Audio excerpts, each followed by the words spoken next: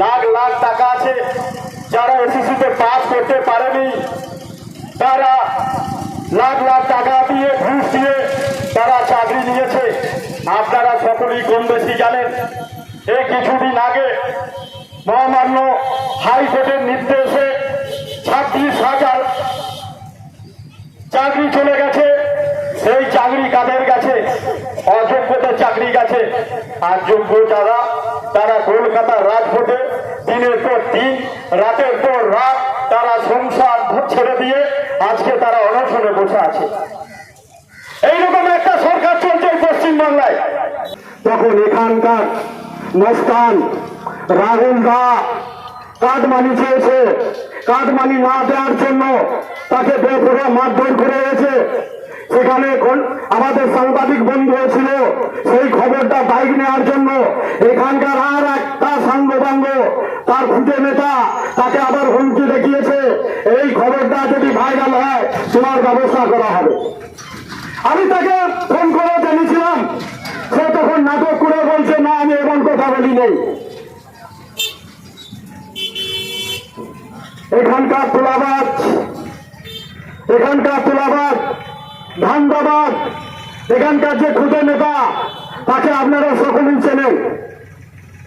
তার ভাই নাকি এখানে খুব মস্তানি দেখাচ্ছে। আমি সেই মস্তানকে বলতে চাই, বন্ধু বেশি মস্তানি দেখেও না।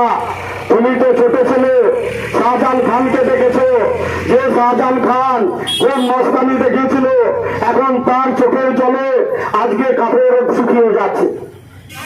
যে মস্তান বলেছিল উন্নয়ন রাস্তায় দেখিয়ে আছে, বলেছিল চরম চরম বাজনা বাজানো হবে, এখন সে তেহারের জেলে ভাত খাচ্ছে। বন্ধু তোমার মতো বড় বড় মস্তান, আর তুমি তো একটা ফুটে মস্তান, বেশি মস্তানি করলে তোমার মস্তানি বোঝাপড়া হয়ে যাবে।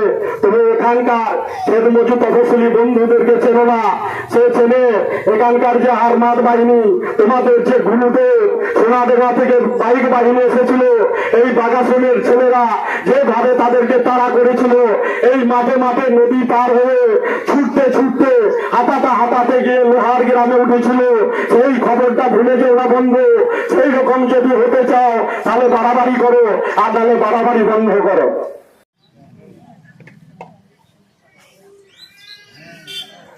অনেকের বাড়ি পাকা বাড়ি আছে, তাকেও বাড়ি দিয়েছে।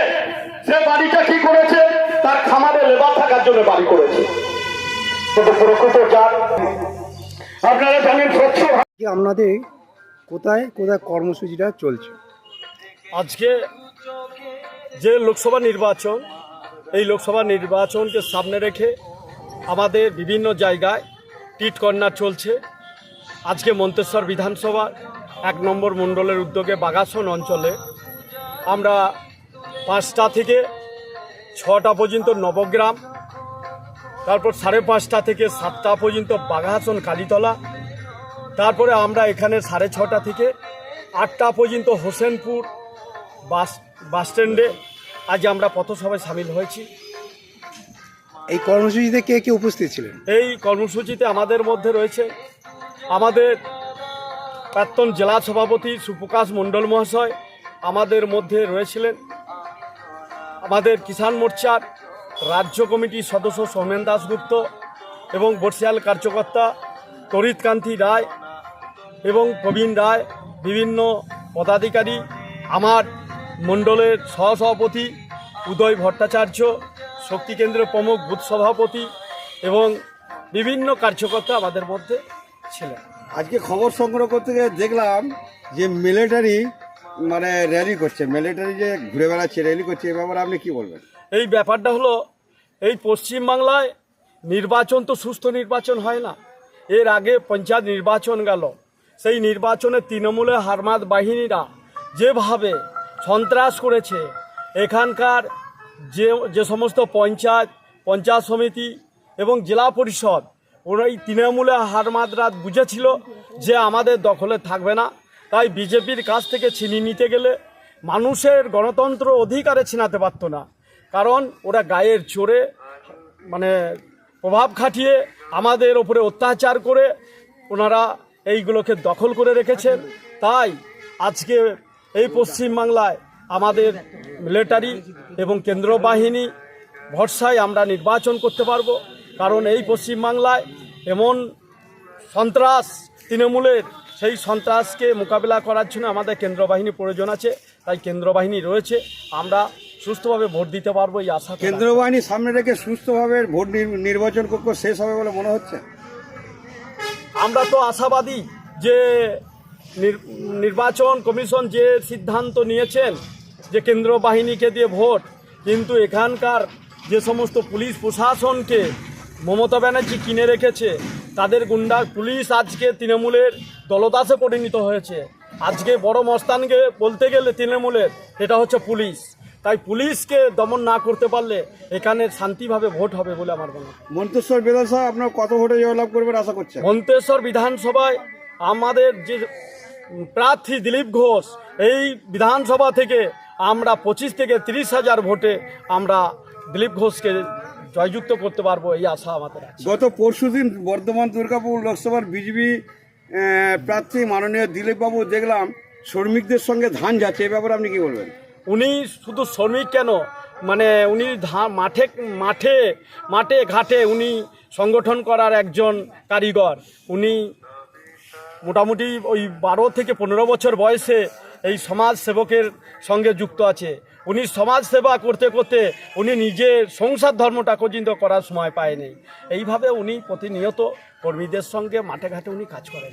বিজেপির মাথা এবং দেশের প্রধানমন্ত্রী বর্ধমানের জনসভায় এসে তৃণমূলদেরকে নানানভাবে ভাষায় আক্রমণ করেছে, এই ব্যাপারে আপনার কি মতামত? আমাদের প্রধানমন্ত্রী নরেন্দ্র দামোদর দাস মোদী যে এতদিনে বুঝতে পেরেছেন এই পশ্চিমবাংলায় যে তৃণমূল সন্ত্রাস করছে, আজকে পরিষ্কার হয়ে গেছে।